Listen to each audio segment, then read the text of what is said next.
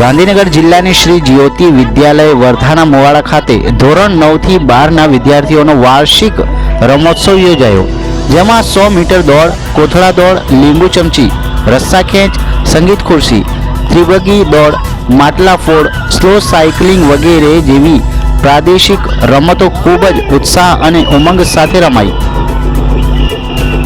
રમતોના અંતે વિજેતા ખેલાડીઓને ઇનામ અને સર્ટિફિકેટ પણ આપવામાં આવ્યા. આ કાર્યક્રમમાં બાળકોનો ઉત્સાહ વધારવા શ્રી વર્ધમાન કેળવણી મંડળના પ્રમુખ શ્રી જતીનભાઈ પટેલ, વર્ધાના મોવાડાના ગ્રામ પંચાયતના સરપંચ શ્રી કિરીટભાઈ પટેલ તથા કારોબારી સભ્યશ્રીઓ ઉપસ્થિત રહ્યા હતા.